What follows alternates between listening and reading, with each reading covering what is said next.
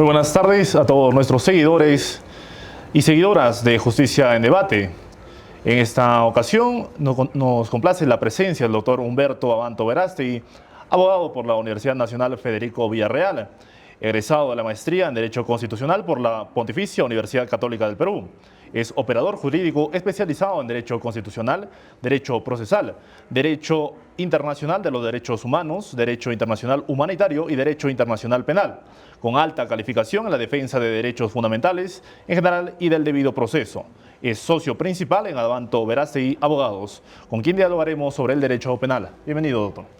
Buenas tardes, es un placer estar acá. Doctor, el gusto es nuestro. Bien, doctor, yo quisiera, para iniciar esta parte y plantear algunas cuestiones iniciales, hemos tenido la oportunidad de revisar un trabajo titulado La reforma de la colaboración eficaz que usted presentó en la página de Lampadia, donde, bueno, aborda ciertamente algunas comparaciones incluso con el modelo estalinista en los juicios de Moscú de 1936-38, si no me equivoco. También se pronuncia sobre el plazo de la colaboración eficaz, entre otros aspectos como la característica premial que debe tener esta situación jurídica, ¿no? Y en ese contexto, doctor, ¿podría explicarnos, para empezar un poco, esa primera comparación que usted hace entre la colaboración eficaz y la comparación con el modelo estalinista, doctor? Sí, claro, a ver, para empezar, la colaboración eficaz es un instrumento esencial en la lucha contra el crimen organizado, porque logra penetrar la organización y obtener información de dentro de ella para acabar con la actividad criminal de esta organización y hacer que la ley penal surta efecto. Hasta ahí no hay ningún problema. Pero en mi opinión hay dos modelos de colaboración eficaz. Un modelo de colaboración eficaz democrático y un modelo de colaboración eficaz estalinista, que es al que me he referido en ese trabajo. En el Perú se optó por un modelo estalinista de la colaboración eficaz que pasaba por privar de la libertad a la persona sospechosa, convertirla en colaborador en medio de un procedimiento de privación de la libertad, lo que linda con una tortura psicológica, y además con el involucramiento en el proceso de sus familiares o personas allegadas, lo que forzaba además la colaboración de esta persona. Ese no es el modelo de un sistema democrático. En un sistema democrático la búsqueda de esta colaboración eficaz admite límites, y estos límites esenciales son justamente no suponer que el fin justifica los medios, o sea, el fin de vencer al crimen organizado no está por encima del respeto de los derechos fundamentales de las personas procesadas.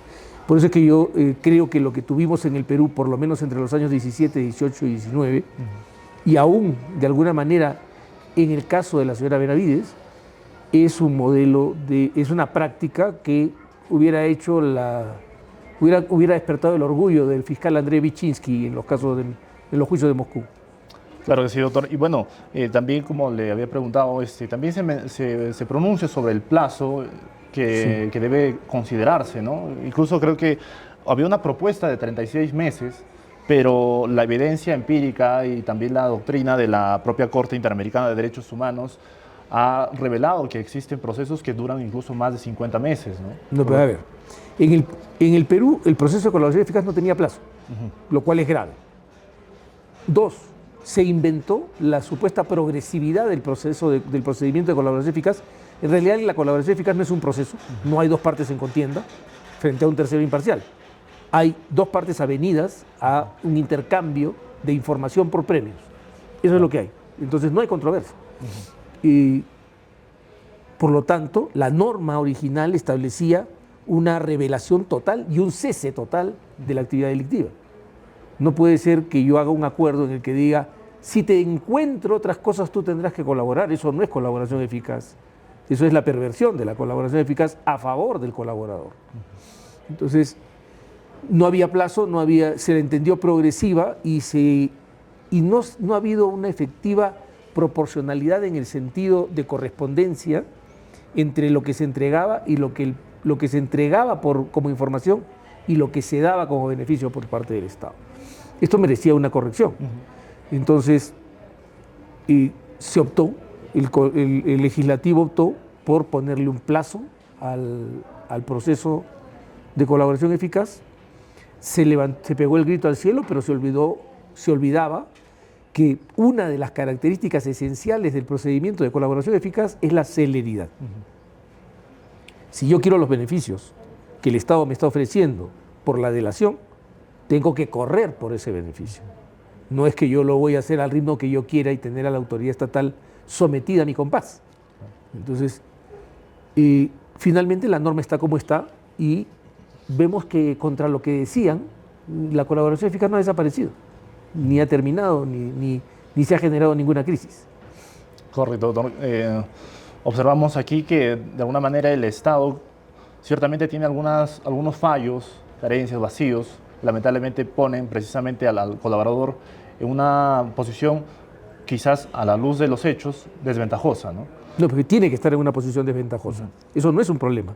El problema está en que esa posición desventajosa sea agravada por una situación de privación de la libertad, con personas que son extraídas de su celda en las madrugadas para someterlas a procedimientos de interrogatorio incesantes, y que violan sus derechos, que lindan, repito, con la tortura y que en realidad ofenden a un Estado democrático, ¿no? Claro, doctor. Entonces aquí podríamos decir que la lógica de esto es que el Estado esté al servicio del ciudadano y que no sea al revés. Y además que el poder respete al ser humano, ¿no? O sea, y el viejo concepto kantiano de que las personas somos fines en sí mismos, en nosotros mismos, y no somos medios para nada, ¿no? No podemos ser convertidas en cosas. Claro que sí, doctor. Incluso hizo tal vez una referencia al giro copernicano que tuvo pues la Constitución del 79 en ese contexto, ¿no? Claro, bueno, hasta la Carta del 79, hasta la Carta del 33, todas las constituciones peruanas comenzaban definiendo al Estado. La Carta de 1979, que fue seguida por la Carta del 93, pone al ser humano en el centro del sistema. Entonces, ese cambio no se ha percibido por algunas autoridades en el Perú. Claro, doctor, y bueno, eso es un poco preocupante. Bien, doctor, y continuando, quisiéramos también hacerle mención a otro trabajo que ha publicado en la misma página de Lampardia, bajo el título de Distraen con políticos mientras narcotráfico y minería ilegal crecen. Usted ha señalado varios casos preocupantes de abuso en el uso de la prisión preventiva. Y en ese contexto, ¿qué reformas deberían existir para garantizar que esta medida se aplique de manera razonable, proporcional y respetuosa de los derechos fundamentales, doctor? A ver, la prisión preventiva, yo no soy abolicionista de la prisión preventiva, pero sí creo que sí tengo una visión absolutamente restrictiva de la prisión preventiva. Comparto la perspectiva de becaria, o sea, lo mío no es nada novedoso, estamos hablando de 1764. Entonces, ¿qué significa esto? Significa que no se puede, como lo ha recogido la Corte Interamericana de Derechos Humanos, detener para investigar, sino que se investiga para detener. Un ejemplo palmario de cómo se hace esto es la lucha contra Sendero Luminoso. La captura de Abimael Guzmán y de su cúpula no fue ubicamos a Guzmán, lo empresamos y lo investigamos, sino fue el GEIN investigando las actividades para detener a Abimael Guzmán y llevar toda la prueba necesaria. Entonces, la prisión preventiva es un último recurso. ¿Qué cambios debe haber? A ver, el primero es que tenemos que extirpar cosas que son absurdas en la norma procesal penal. Por ejemplo, la falta de afán de reparación. Eso es un disparate. ¿Cómo le puedo pedir a una persona que está presumida como inocente que se conduzca como un culpable que tiene que reparar el daño que ha causado? Y porque no lo hace es un indicador para mí de que debe ir a prisión. La sola imputación de organización criminal, si justamente es lo que estoy investigando, ¿cómo es que esa imputación va a pesar para privarlo de la libertad? A menos que haya participado en crímenes cruentos y que yo tenga data que vincule con esos crímenes cruentos, ¿no? La mejor lectura, una precisión en la norma para establecer que los peligros procesales son concretos, no abstractos. Es decir, se pone prisión preventiva porque tiene la facilidad de salir del país. Aunque la Corte Suprema ha mejorado esto tomando la doctrina Neumeister del Tribunal Europeo de Derechos Humanos, el hecho es que en las instancias inferiores se sigue aplicando. porque le falta diente, le falta dentadura a los precedentes del Tribunal Constitucional y a los acuerdos plenarios de la Corte Suprema. Entonces, eso de que una persona tenga facilidades para salir del país y eso se represente como un peligro de fuga, y además que se agregue que ha entrado y salido del país, como lo anotó en algún momento el juez San Martín como ponente en una casación, viajes de los que ha regresado y que por lo tanto abonan a su arraigo, tiene que terminar. Tiene que terminar el asunto de que obstrucción es el juez repite la fórmula de la ley para imponer el peligro procesal. No se trata de repetir la fórmula de la ley, se trata de demostrar cuáles son los hechos que calzan con la fórmula de la ley. Entonces, ese problema es un doble problema. Hay un problema normativo, hay que limpiar esos presupuestos de la prisión preventiva, y hay que limpiar la cabeza de los jueces para que tengan una visión distinta de la prisión preventiva. Claro, doctor. Estaríamos hablando de una exigencia del cotejo idóneo, pues, ¿no? Tanto de los presupuestos como de los requisitos que existen para precisamente imponer esa situación jurídica. Esencialmente, peligros concretos. ¿Cuál es el peligro? O sea, ¿qué le hace advertir a usted que el señor se dispone a obstruir la acción de la justicia? ¿O qué le hace advertir a usted que el señor se dispone ya a escapar del país? Claro.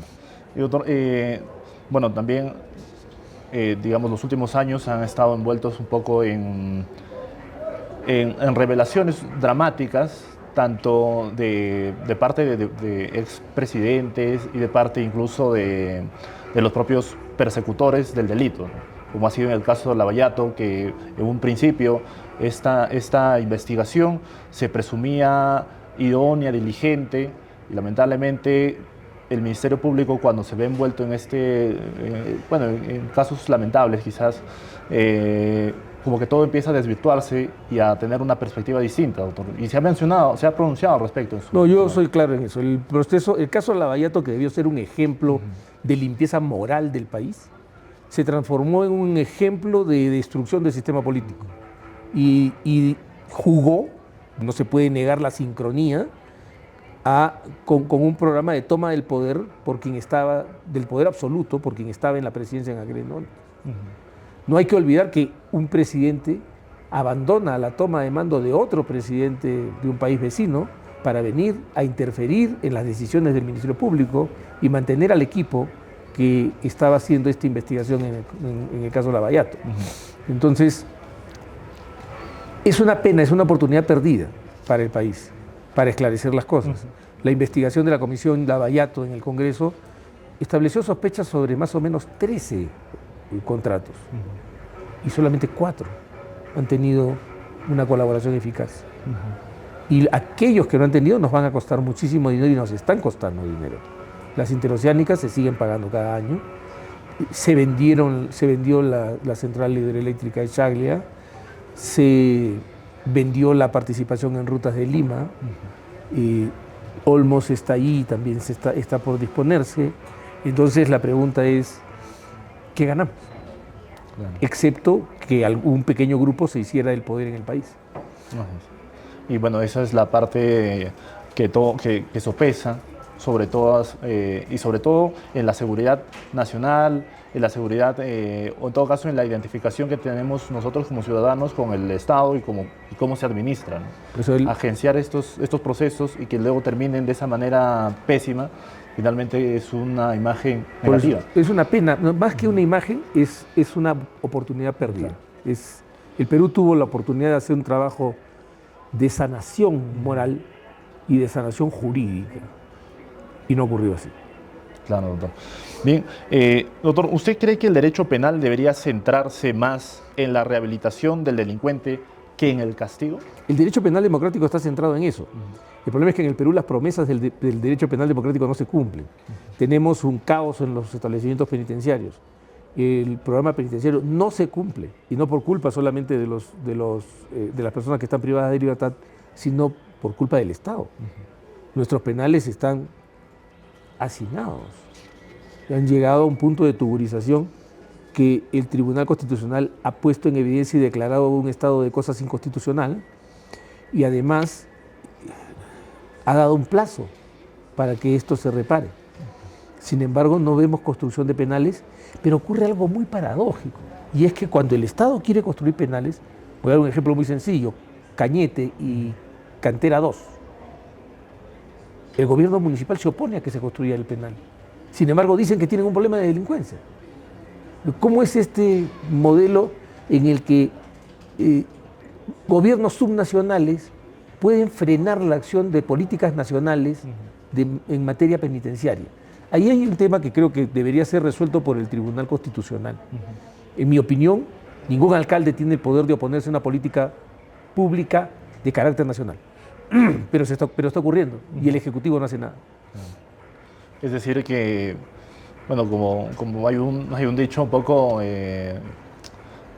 gracioso al respecto, ¿no? Donde manda el perro, manda el gato, ¿no? Entonces, esa falta de autoridad a la larga perjudica, como bien ha evidenciado, si es una disposición nacional, ¿cómo es posible que un gobierno descentralizado pueda oponerse más aún estando a la propia inminencia de la peligrosidad, de la delincuencia, ¿no? Pero es que ese ya, por ejemplo, es un problema de la Constitución orgánica.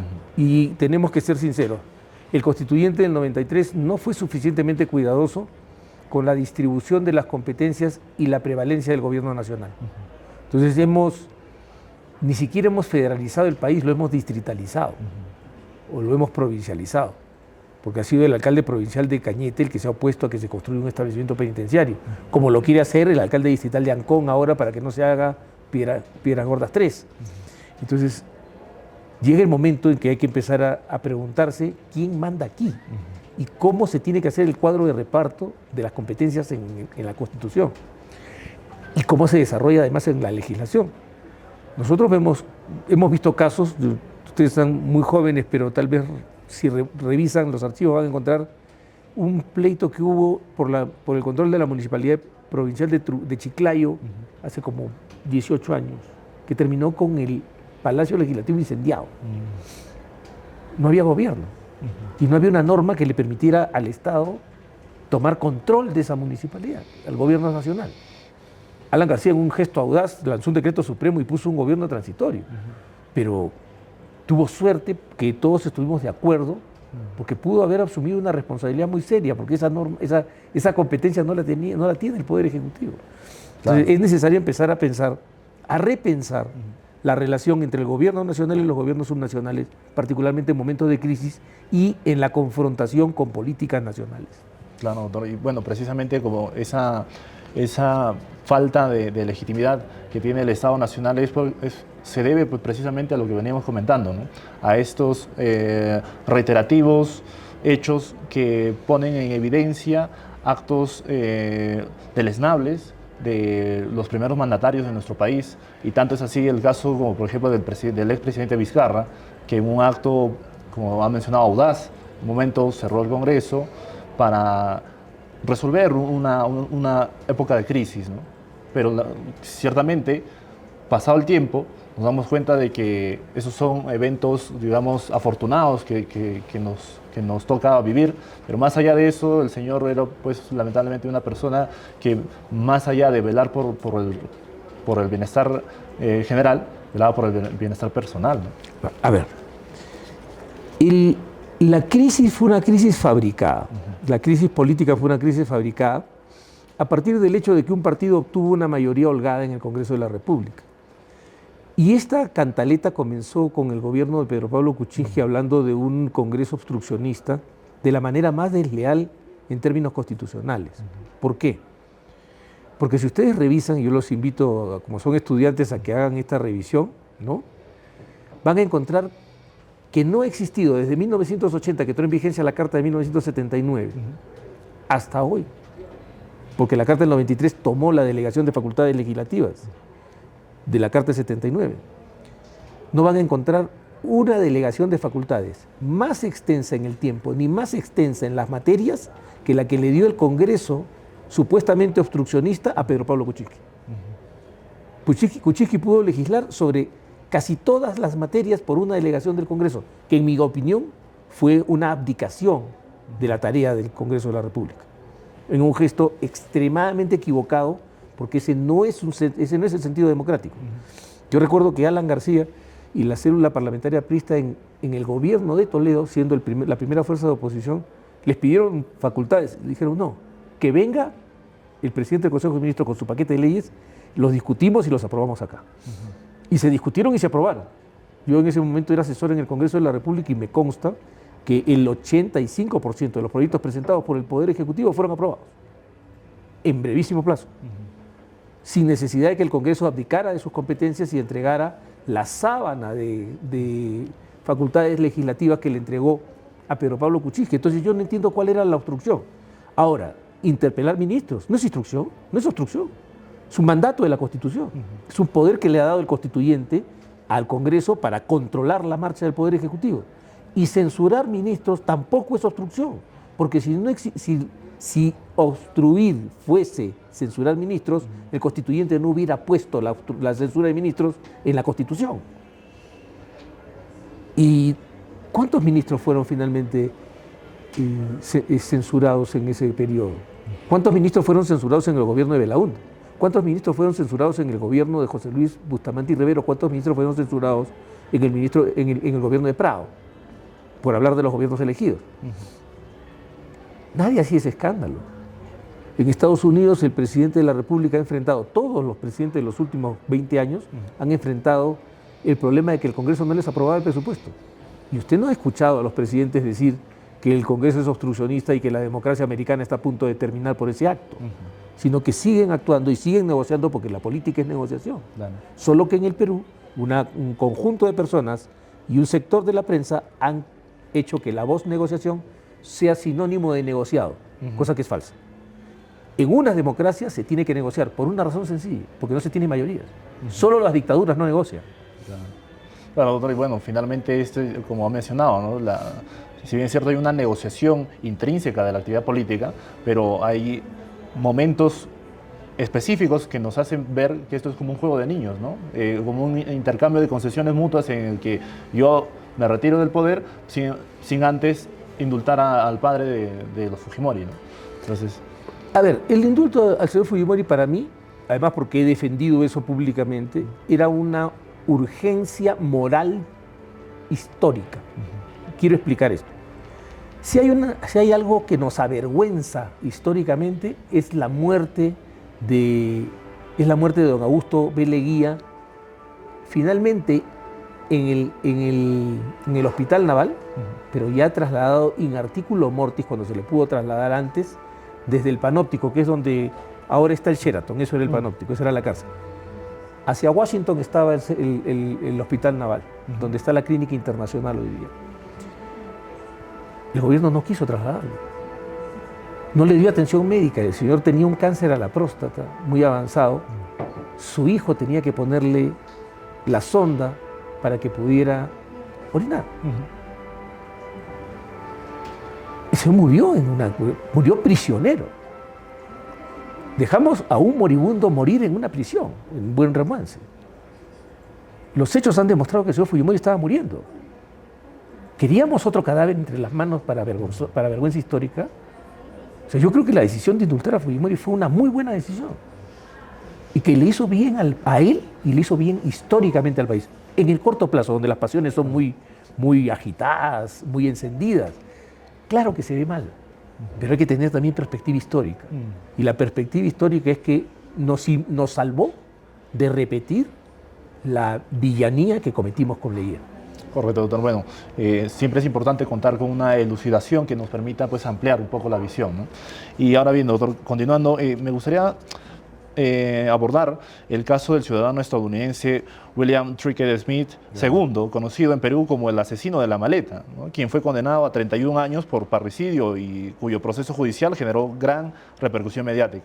¿Cuál fue su rol como abogado, doctor, como abogado defensor? Y en su opinión, ¿cuáles fueron los errores de la defensa previa, doctor? A ver, este es un caso muy bonito, pero es una de las más grandes frustraciones de mi carrera, porque vi además cómo se viralizó el alegato y cómo a la gente le pareció interesante el alegato, pero me pasó lo que pasa con la selección peruana, jugamos como nunca y perdimos como siempre.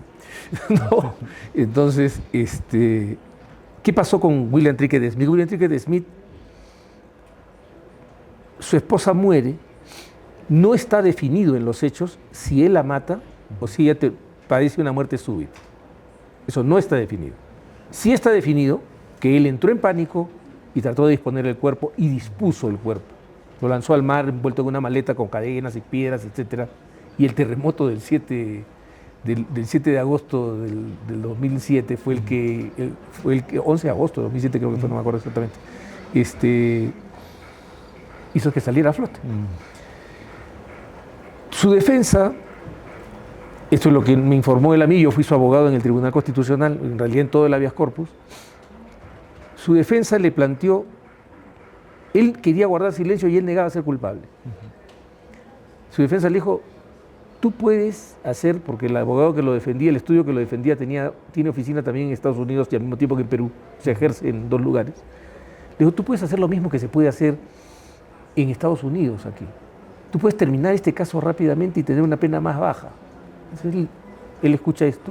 No es extraño en la cultura americana, en la cultura jurídica americana escuchar una cosa así. Él es hijo de abogados. Entonces, pero no tienes necesidad de declararte culpable. Porque en el sistema norteamericano existen 2 tipos de declaraciones. La declaración Alford y la declaración de no lo contendere. En estas 2 declaraciones yo no acepto la responsabilidad, pero acepto la pena, porque no quiero correr el riesgo de un juicio por jurado, donde la emoción del jurado puede ponerme una condena muy alta. Entonces, eso es una visión totalmente pragmática que es ajena a nuestra cultura. Nosotros no razonamos así. Entonces, él dice, ¿estás seguro de eso? Sí, te van a poner una pena baja. Y le dice que quiere ir a una conclusión anticipada en el juicio.